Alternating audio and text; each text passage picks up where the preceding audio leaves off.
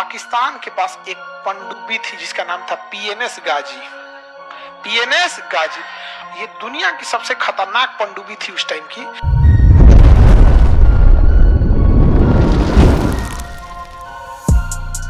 ये पानी के अंदर चलती थी, पानी के अंदर अब मिसाइल मार देती थी। पानी के अंदर चलने की वजह से कभी दिखती ही नहीं थी, दिखाई नहीं देगी।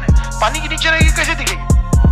और इसको आदेश दिया गया कि तुम कराची से निकलो और जाके किसको मार दो? विक्रांत जहाज को। हम लोग का उस समय का सबसे बड़ा जहाज था विक्रांत, 1 किलोमीटर लंबा, कितना?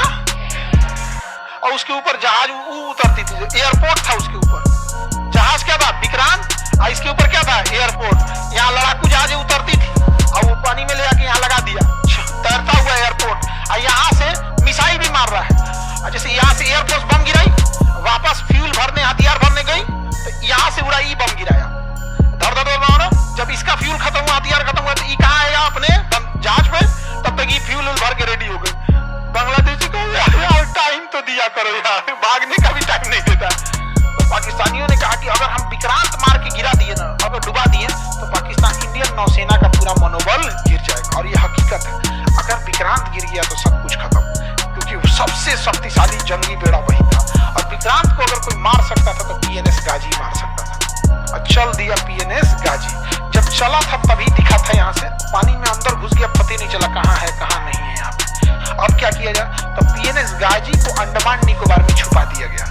उसको साइलेंटली कहाँ भेज दिया गया? अंडमान निकोबार। विक्रांत को, गाजी को नहीं, विक्रांत को छुपा दिया गया। लेकिन यहाँ दिमाग लगाया नौसेना ने। उसने विशाखापट्टनम बंदरगाह पर क्या किया? हल्ला फैला दिया कि विक्रांत आ रहा है। कौन आ रहा है? विक्रांत। जबकि विक्रांत कहाँ था? हल्ला कर दिया गया विक्रांत कहाँ आ रहा है? विशाखापट्टनम। क्यों आ रहा है? तो फ्यूल भरेगा, खाना पीना भरेगा। अब विक्रांत में 5000 सैनिक तैनात थे, तो 5000 के आदमी डेली 3 टाइम खाना खाएगा, यानी एक दिन में 15000 आदमी खाना खाएगा। और अगर वो 1 महीना का खाना एक बार में भरता है, तो एक दिन में अगर 15000 का खाना, तो 1.5 लाख लोगों का खाना रखेगा। समझ रहे हैं? 1.5 लाख कौन चाहिए? तो उसको सामानों भी चाहिए बहुत ज्यादा, आटा, चावल, चीनी, ये सब चीज। तो हल्ला विक्रांत में जितना विशाखापट्टनम में जो भी थे लोग ना, दुकानदार, सबको ऑर्डर दिया गया। नौसेना जाके विक्रांत आ रहा है, ये चाहिए, या आलू चाहिए, 40 ट्रक आलू, 2 ट्रक अंडा, फल चाहिए, ये चाहिए। पूरा हल्ला हो गया विशाखापट्टनम में, मंडी लग गई। अब विक्रांत में जाएगा, विक्रांत में जाएगा। वहां कोनो जासूस फोन कर दिया पाकिस्तान में, विक्रांत आ रहा है। कौन आ रहा है? विक्रांत। अच्छा, पीएनएस गाजी को मारने की क्षमता अगर किसी में थी तो आईएनएस राजपूत में थी। एक जहाज थी जिसका नाम था आईएनएस राजपूत, और आईएनएस जहाज राजपूत खराब हो गया था। उसकी इंजन में कुछ गड़बड़ी आ गई थी, और उसके बनने के लिए उसे रखा गया था कहां पर? विशाखापट्टनम। तो सोचिए, आईएनएस राजपूत तो जा नहीं सकता था, कहां रखा हुआ था?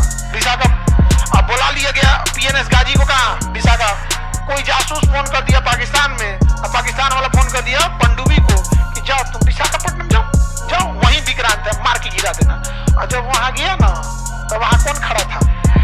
आईएनएस राजपूत। मारा आईएनएस राजपूत, उधिया गया पीएनएस गाजी। पीएनएस गाजी डूब गया। अमेरिका इतना गरियाया पाकिस्तान को कि तो हमारा इज्जत तो उतार दिया रे चोटा कहकर। ये पनडुब्बी को इसे हरवा दिया, वहां पता नहीं कैसे मार दिया। विक्रांत मिलवे नहीं किया यहाँ पे। अब यहाँ से निकला विक्रांत, अब फुल फ्लेजेड धोया, और यहाँ एयरफोर्स वगैरह धो दी यहाँ पर। अब पाकिस्तान किसको बोला? अमेरिका को, कि हमारा जान प्राण बचा लीजिए। बहुत इज्जत का सवाल है। अगर ये बच गया ना, ये जगह हम आपको सैन्य अड्डा के लिए दे देंगे। आप यहाँ से चाइना को कंट्रोल कीजिएगा, भारत को कंट्रोल कीजिएगा यहाँ पर। तो वहां से कौन चल दिया? अमेरिका। कहा कि बेशक हम आएंगे तुम्हें बचाने के लिए। तो यहाँ से कौन चल दिया? अमेरिका। ये है कौन? पाकिस्तान। और ये यहाँ लड़ाई चल रही है बांग्लादेश में, और यहाँ हम लोग का कौन खड़ा है? विक्रांत। अब यहाँ से अमेरिका भेज दिया सबसे बड़ा जंगी जहाज, और उसके साथ कई जहाजों की पूरी बैटल ग्रुप चल रही थी। पनडुब्बी जो थी नीचे, उसका पनडुब्बी लेके आया, विमान वाहक पोत लेके आया, मिसाइल मारने वाला आया, कई जहाजों का पूरा ग्रुप लेके कौन चल दिया? अमेरिका। पूरा ग्रुप में आया, एगो दुगो नहीं, पूरा ग्रुप में। एगो जहाज थी जिसमें खाली खाना पीना भरा हुआ था, एगो में जिसमें फ्यूल भरा हुआ था, एक में केवल हॉस्पिटल था, चलता फिरता हॉस्पिटल था, एक पनडुब्बी थी, एक मिसाइल मारने वाला, बम मारने वाला, सारा चीज लेके चल दिया बैटल ग्रुप। इसका नाम था सातवां बेड़ा। क्या नाम था? इस सातवां बेड़ा के साथ कोई नहीं चल सकता था। और इसमें अमेरिका लेके आया था परमाणु बम। सोचिए, भारत को मारने के लिए परमाणु बम लेके चला आया कौन? तबाही क्या होगा। इंदिरा गांधी के ऊपर कितना प्रेशर रहा होगा। यहां तो लड़ाई चली रही है बांग्लादेश में, तब इंदिरा गांधी ने रूस को बोला। किसे बोला? कि हमरा बचा लीजिए। वो चल दिया है कितना लेके? सातवां बेड़ा ले। तो रूस कहा कि यहां तो आपको कोई जरूरत नहीं ना है। कहा ना, इसको तो हम धो दिए हैं, खत्म कर दिए, धो धा के बराबर है। तो यहां से इसने भी अपने बैटल ग्रुप को भेज दिया यहां पे। इसके में भी पूरा परमाणु बम पनडुब्बी तैनात थी। इसका नाम था 40वां बेड़ा। रूस क्या भेज दिया? 40वां बेड़ा। अमेरिका भेजा 7वां बेड़ा। अमेरिका को आने में टाइम लगा, जब तक रूस यहां आके पहुंच गया।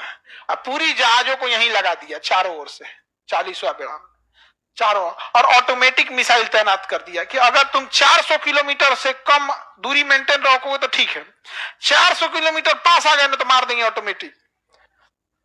और जितनी पनडुब्बी लेके आए थे ना ये रूस, सारी पनडुब्बियों को ऊपर कर दिया रेडी टू फायर मोड में। तो अमेरिका के साथ ना ब्रिटेन भी आया था। ये दोनों साथे चलता है सर। तो ब्रिटेन वाला ना अपने प्रधानमंत्री को फोन किया, वी आर टू लेट। ई वाला टू, TOO, बहुत लेट हो गया। हाँ, हुजूर आते आते बहुत देर कर दी। वो गाना है ना, हाँ, बेचारा पाकिस्तान गाना गा रहा है, हुजूर आते आते बहुत देर कर दी। ब्रिटेन कह रहा है बहुत देर हो गया, अब हमारे बस का नहीं है। 40वां बेड़ा आ चुका है। तो अमेरिका धमकी दे रहा है कि हमारे पास परमाणु बम है, हमारे पास परमाणु बम है, लगभग 100 की संख्या में परमाणु बम लेके चल रहे हैं। तो रूस ने कहा कि हमारे पास भी परमाणु बम है। और जब चला था ये बैटल ग्रुप ना, तो उस समय तक गिनती जो हुई थी वो 200 के आसपास थी। जल्दबाजी में पहुंचना था, गिनती नहीं हो पाई थी।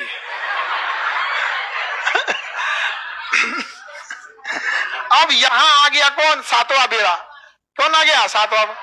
और यहीं से कह रहा है, भारत तुम लड़ाई रोक दो। भारत तुम लड़ाई रोक दो। और यहाँ विक्रांत मार के धज्जी उड़ा दिया इन लोग का, यहाँ पे विक्रांत। और यहाँ पर पाकिस्तान के 93,000 सैनिकों ने सरेंडर कर दिया। 93,000 पाकिस्तानी ने सरेंडर किया। हम नहीं लड़ पाएंगे। जब सेना सरेंडर करती है ना, तो अपना स्टार हटा देती है, टोपी उतार देगी, बेल्ट हटा देगी और हथियार को जमीन पे रखेगी। हथियार को जमीन पे रखे, ये सरेंडर का होता है। 93,000 फौजियों ने सरेंडर किया था। बाप बाप होता है। याद कीजिए, उसी लड़ाई में यहां हमारे 120 सैनिकों ने सरेंडर नहीं किया। ये चुट्टा 93,000 सरेंडर किया। Guinness book of world record में है। पूरी दुनिया में सबसे बड़ा सरेंडर जो किया, किसने किया? पाकिस्तान ने सरेंडर किया, पूरी दुनिया में सबसे ज्यादा। और यहाँ रूस किसको संभाल लिया? अमेरिका को संभाल लिया। अब 93,000 सैनिकों ने सरेंडर किया और भारत ने कहा कि आप एक्सेप्ट कीजिए कि बांग्लादेश आपका नहीं है। तो कहा कि हम एक्सेप्ट करते हैं कि बांग्लादेश आज से स्वतंत्र हो। कहा कि शेख मुजीबुर रहमान को छोड़िए। तो भारत शेख मुजीबुर रहमान को लेके आया और शेख मुजीबुर रहमान को बांग्लादेश का क्या बनाया गया? प्रधानमंत्री। लेकिन पाकिस्तान ने कनाडा से कुछ लोगों को हायर किया और शेख मुजीबुर रहमान को मरवा दिया। उनकी बेटी को भी मरवा दिया। उनकी एक बेटी इंग्लैंड में पढ़ती थी, शेख हसीना, जो अभी बांग्लादेश की क्या है? प्रधान। समझा गया? इसलिए जस्टिन ट्रूडो जब आए थे ना, अब भारत पे आरोप लगा रहे थे, तो शेख हसीना ने भी बांग्लादेश को बोला था और कनाडा को कि चट्टा कहीं क्या बोलता है। हमारे पिता के असिस्नेशन में कनाडा का हाथ था। समझा गया कि नहीं आ गया? यहाँ पे तो उधर निर्माण किसका हुआ? पाकिस्तान। लेकिन अमेरिका इतना दबाव बनाया भारत पर, और रूस ने भी दबाव बनाया कि भाई हमारा 40वां बेड़ा जल्दी खाली करो, हमरा और जगह लड़ाई लड़ने जाना है, समेटो यहाँ पे। तब तक मानेक शाह इंदिरा गांधी से कह रहे थे कि इधरों का कब्जा करिए लेते हैं, इधर भी कब्जा कर ही लेते हैं। लेकिन पॉलिटिकल प्रेशर इंदिरा गांधी पे ज्यादा था, क्योंकि अगर रूस अपना 40वां बेड़ा हटा लेता तो फिर अमेरिका चढ़ जाता। तो फिर वही हुआ कि हम इन 93,000 को लौटा देंगे। और शिमला सम्मेलन हुआ कि भारत और पाकिस्तान किसी भी विवाद को आपस में बैठ के सुलझाएगा, ना यूएनओ में जाएगा, ना अमेरिका में जाएगा, शिमला समझौता में। इसीलिए जब भी पाकिस्तान यूएनओ में जाता है कि कश्मीर में जन्नत संग्रह करा दीजिए, कश्मीर के लोगों से पूछ दीजिए, तो भारत कहता है कि सब पहले साइड कीजिए। ये देखिए, ये चुट्टा 1972 में साइन किया है शिमला समझौता कि हम दोनों आपस में बैठ के बात करेंगे। कहिए कि चले दिल्ली बिरयानी खिलाएंगे, इसको बैठ के बात करते हैं। आपस में बैठ के जब बात किया जाएगा तो हर समय जब भी बाप और बेटा बैठ के बात किया है तो सुना किसका जाएगा? बाप का। समझ आ गया कि नहीं आ गया? यहाँ पे तो पाकिस्तान का हाल हो गया, बांग्लादेश क्या हो गया? स्वतंत्र हो गया।